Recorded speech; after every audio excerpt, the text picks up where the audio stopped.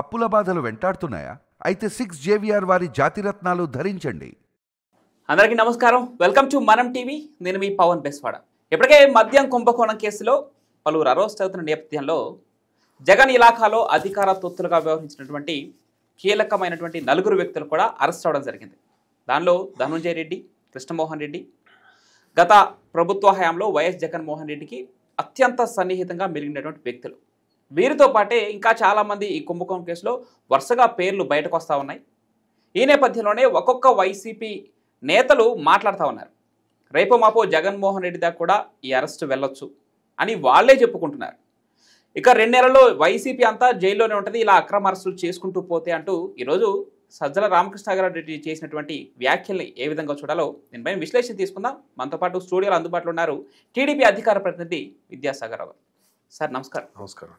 సజ్జల రామకృష్ణారెడ్డి స్వయంగా చెప్తున్నారు రేపు మాపో జగన్మోహన్ రెడ్డి గారిని కూడా అరెస్ట్ చేస్తారు, మరి ఆయన అరెస్ట్ చేస్తే మామూలుగా ఉండదని చెప్పేసి ఒక వార్నింగ్ ఇచ్చే ప్రయత్నం చేస్తున్నారు. 2 నెలల్లో వైసీపీ అంతా జైల్లో ఉంటుంది ఇలా అక్రమ అరెస్టులు చేసుకుంటూ పోతే అంటూ ఇవి అక్రమ అరెస్టులు అని చెప్పకనే చెప్తున్నారు. ఆయన ఏ విధంగా చూడాలి సజ్జల కామెంట్స్ని? సజ్జల అనే వ్యక్తి ఆనందం తాగిన మొహం అతని వ్యాఖ్యలు. ఫస్ట్ జగన్మోహన్ రెడ్డి కంటే కూడా సజ్జలను ఎత్తుకుని లోపలేయాలి. కొడుకు జైల్లోకి పోతున్నాడని ఫ్రస్ట్రేషన్స్తో గిలగిల గింజుకుంటున్నట్టున్నాడు సజ్జల రామకృష్ణారెడ్డి. సజ్జల రామకృష్ణారెడ్డి అనే వ్యక్తి ఒక కల్ప్రిట్, సమాజంలో ఉండకూడనటువంటి వ్యక్తి. అతన్ని ఏ రకంగా సంబోధించాలో కూడా మనకు అర్థం కాదు. ఏమవుతుంది జగన్ అరెస్ట్ చేస్తే ఏమవుతుంది అండి? జగన్ అరెస్ట్ చేస్తే రాష్ట్రంలో సంక్షేమ పథకాలు అందించి ప్రజల మన్ననలు పొందిన ఒక లీడర్ని అరెస్ట్ చేస్తే అల్లకొల్లలో ఎలా ఉంటుందో చూస్తుంది అనే కామెంట్స్ వినపడతాయి. ఆయన మొహం సంక్షేమ పథకాలు ఏమన్నా ఇతనికి కొత్త కనిపెట్టాడా? వీళ్ళ జగన్మోహన్ రెడ్డి ఏమైనా కొత్త కనిపెట్టాడా? ఇంకెవరు ఇవ్వలేదు సంక్షేమ పథకాలు. దీనికంటే 100 రెట్లు అబ్బగా ఇచ్చినటువంటి సందర్భాలు ఉన్నాయి. సంక్షేమం అంటే ఇదంతా ఊరికే మీడియా ముందుకు వచ్చి ప్రగల్భాలు మాట్లాడే మాటలు తప్ప వేరే అంశాలు అయితే కాదు. సజ్జల రామకృష్ణారెడ్డిని అరెస్ట్ చేసి కస్టడీకి తీసుకొని విచారిస్తే అతనితో పాటు అసలు పార్టీలు ఎవరు మిగలరు. అన్ని అక్రమాలు ఉన్నాయి. జగన్మోహన్ రెడ్డి కంటే ముందు సజ్జలను అరెస్ట్ చేస్తే అంటే ఇట్లా వీడియోగ్రఫీ చేసి మొత్తం అంతా కూడా క్వశ్చనర్ ముందర పెడితే ఒక్కోదానికి ఏం సమాధానం చెప్తాడో, సాక్ష్యాలు ముందర పెడితే ఏం చెప్తాడో చెప్తే అసలు ఎవడో ఉండడు. ఇట్లా అరెస్ట్ చేసుకుంటా పోతా అంటే నేరం చేసిన అరెస్ట్ చేయక ముందు పెట్టుకుంటారా? నేరం చేసిన అరెస్టే చేస్తారు. ఏం జగన్మోహన్ రెడ్డికి తెలీదు లిక్కర్ స్కామ్ జరిగినట్టు తెలీదా? ఈ రాష్ట్రంలో ఎప్పుడు ఎక్కడ ఏ సందర్భంలో కూడా లిక్కర్ అనేది ప్రభుత్వం అమ్మినట్టు ఇక్కడ లేదు.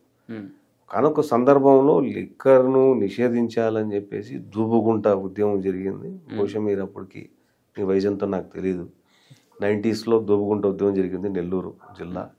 దానికి పత్రికలతో పాటు అప్పుడు మా ఎన్టీ రామారావు గారు ఎలక్షన్స్కి పోయే ముందు దాన్ని మేము నిషేధిస్తామన్నారు. ఈ రాష్ట్రంలో మద్యపాన నిషేధం ఉండేది ఉమ్మడి ఆంధ్రప్రదేశ్లో. తర్వాత మెల్లగా దాన్ని లిఫ్ట్ చేయడం జరిగింది, ఎందుకంటే దాంట్లో మాఫియా పెరిగిపోయిందని.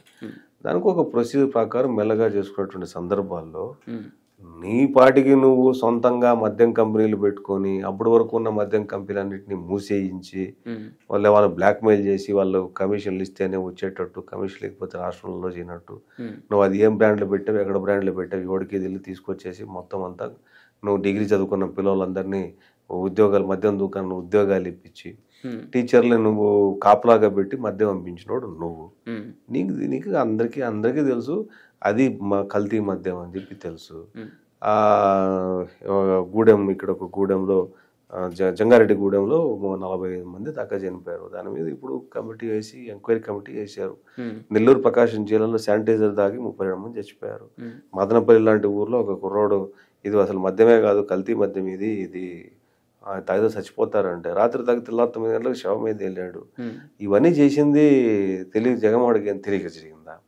టీవీలో రాలేదా? లేకపోతే ఎవడైనా సరే జంగారెడ్డిగూడెంలో చనిపోయిన చావుల మీద అంతమంది చనిపోతే నువ్వు కమిటీ ఎందుకు వేయలేదు? కమిటీ వేయాలి కదా. ఏ కారణం చచ్చిపోయింది దానికి కేసును క్లోజ్ చేశారు, ఇప్పుడు రీఓపెన్ చేస్తారు. అంతమంది చావులు కారణమైతే నైతిక బాధ్యత అవసరం లేదా? ప్రమాదవశాత్తు జరిగితే అది వేరే విషయం. నువ్వు లిక్కర్ దాగి చచ్చిపోతే దాని మీద విచారణ అవసరం లేదా? ఆ లిక్కర్ తాగలేక శానిటైజర్ తాగి 30 మంది చనిపోతే 2 జిల్లాలు దాని మీద విచారణ అవసరం లేదా? ఒక్కరోజు రాత్రి 9 గంటల 10 గంటలకు వైన్ షాప్ మొదలు ఇది మద్యమే కాదు, ఇది డూప్లికేట్ మద్యం, ఇదంతా స్పిరిట్ అని చెప్తే తర్వాత 10 గంటలకు 23 గంటలకు రోడ్డు ఎట్లా చచ్చిపోతాడు? సజ్జల కామెంట్స్ అలా ఉంటే సరే, మద్యం దస్త్రాల మీద నా ఒక్క సైన్ చూపించంటూ జగన్మోహన్ రెడ్డి గారు ఇటీవల విజయవాడ ప్రెస్ మీట్ లో చెప్పారు. సార్ దాన్ని ఎలా చూడాలి? ఇప్పుడు నువ్వు మాట చెప్తాను, 2004 నుంచి 2009, 2009 నుంచి 2010 మధ్యలో నువ్వు ఎంపీ కాదు, ఎమ్మెల్యే కాదు, ఎవరు కాదు, మరి నీ మీద 11 సిబిఐ కేసులు, 9 ఈడీ కేసులు ఎట్లొచ్చినాయి?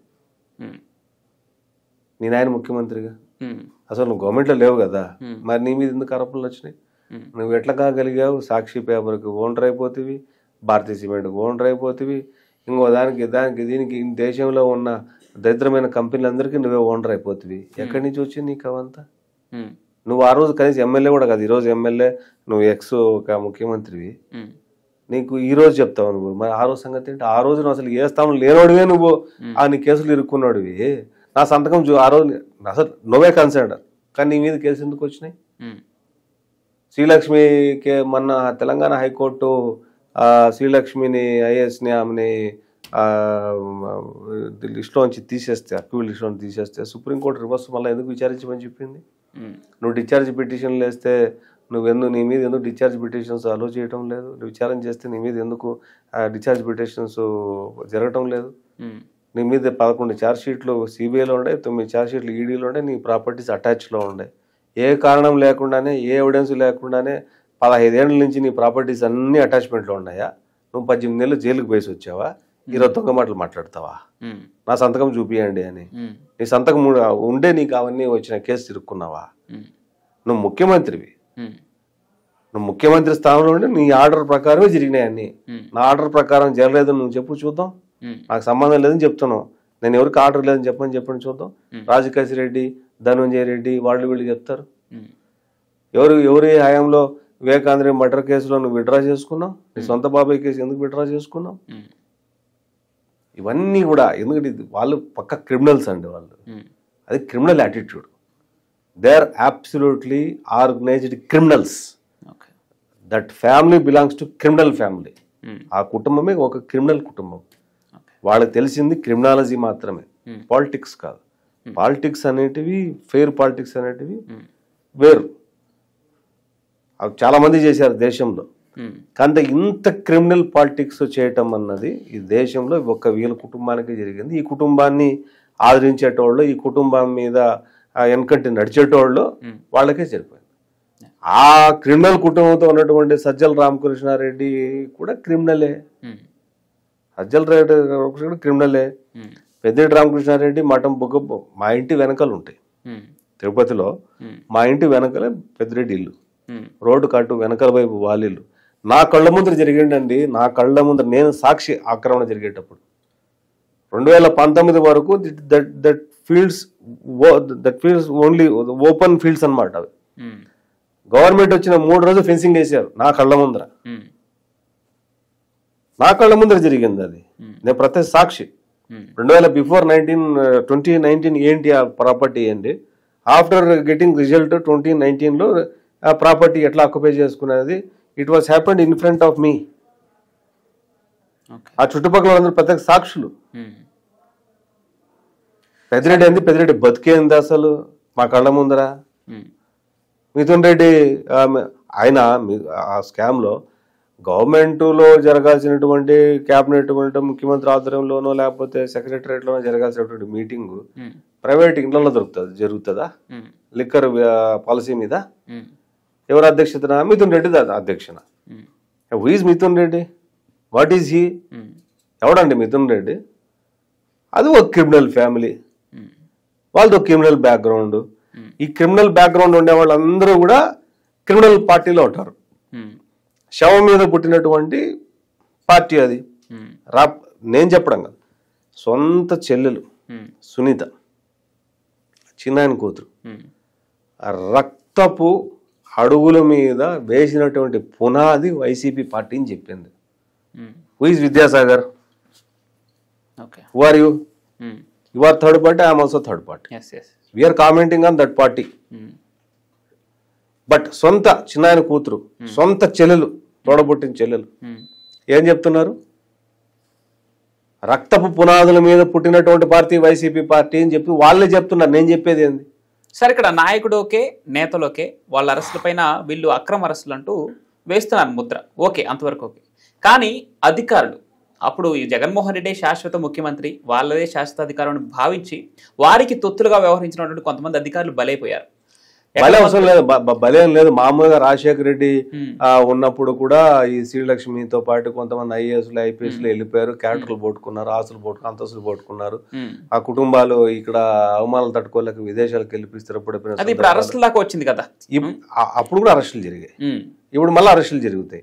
వాళ్ళ కుటుంబం అంతే మాయ చేసి మాయాజాలం చేసి వాళ్ళు 10 రూపాయలు తింటే వీళ్ళకి ఒక ₹1 ఇస్తామని చెప్తే ఆ ₹1 కట్టుబడేటటువంటి కొంతమంది ఇలాంటి నేరాల్లో వాళ్ళు కూడా ఇన్వాల్వ్ అయిపోయి వాళ్ళ క్యారెక్టర్ పోట్టుకొని చదువుకున్న దానికి విలువ లేకుండా, గౌరవం లేకుండా, ఆల్ ఇండియా ఆఫీసర్స్ అను ఆ లెవెల్లో ఉన్నటువంటి వాళ్ళు రకరకాల ప్రలోభాలకు లొంగిపోయి వాళ్ళు జైలుకి పోతుంటే వాళ్ళ కుటుంబాల్లో రేపొద్దున 10 మంది దగ్గర ఏ రకంగా మొహం మీద అందరూ ఉంచుతారనే భావన కూడా లేకుండా అలాంటి వాళ్ళతో మింగిల్ అయిపోయి పోతే జైలుకు పోతాం, కొద్ది రోజుల తర్వాత రిలీజ్ అయిపోతాం, ఎంతో కొంత డబ్బు సంపాదించుకుంటాం, జీతం వస్తే మనం సంపాదించుకుంటామా అనేది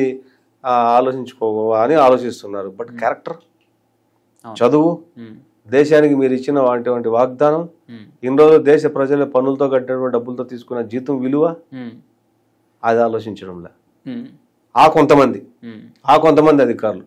అలాంటి వాళ్ళు జైలుకు పోవాల్సిందే, శిక్ష పడాల్సిందే, శిక్ష అనుభవించాల్సిందే. మరి వాళ్ళ అదే అధికారుల పైన మేము బ్లూ బుక్ లో రాస్తా ఉన్నాం మీ పేర్లు, మీరు 7 సముద్రాల అవతల ఉన్నా మిమ్మల్ని వదిలిపెట్టేది లేదు, తీసుకొస్తే శిక్ష వేస్తామని చెప్పి జగన్మోహన్ రెడ్డి గారు అంటున్నారు. అంటే ఇప్పుడు కూటమి ప్రభుత్వానికి అధికారులు వాడుకుంటుందని ముద్ర వేయదలుచుకున్నారా మీరు? అంటే ఏం చెప్పారు? మేము కాదు, వాళ్ళు ఇప్పుడు అది బెదిరింపు, blackmail. Don't cooperate to government, present government అన్నమాట.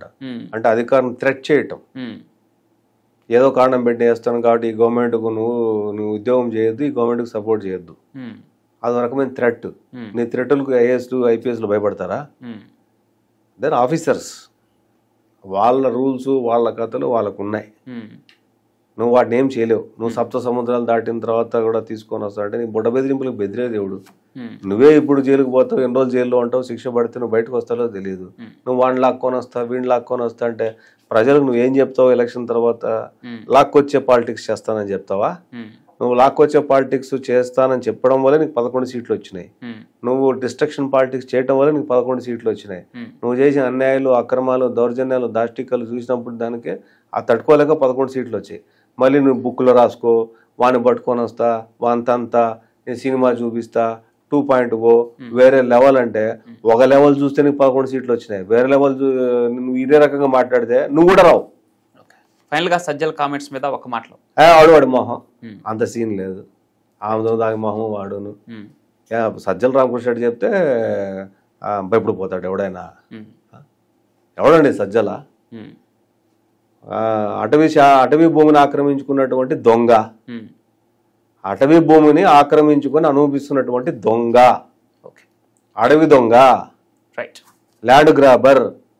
అతను మాట్లాడితే మిగతా వాళ్ళు వింటారా? నీతిగా నిజాయితీ ఉండేటోళ్ళు వింటారా? క్యారెక్టర్ ఏంటి అసలు సజ్జల రామకృష్ణారెడ్డిది? What is this character? నువ్వు ఎన్ని రూపాయలకు పని చేసావు పత్రికల్లో, నువ్వు ఈరోజు ఏం చేస్తున్నావు? నువ్వు సకల శాఖలు అందరినీ గుప్పెట్లో పెట్టుకొని నువ్వు మాట్లాడితే నీ మాటలకి ఇన్ని భయపడిపోతారా? నువ్వు బెదిరిస్తే బెదిరిపోయేదానికి ఎవడన్నా ఏమన్నా ఊరికే కూర్చోలేదు కదా, ఏం భయం ఏం లేదు. అతను అడవి దొంగ, is a land grabber, is a land grabber, is a criminal. First Sajjala Ramakrishna arrest చేయాలి. Thank you sir. Thank you so much.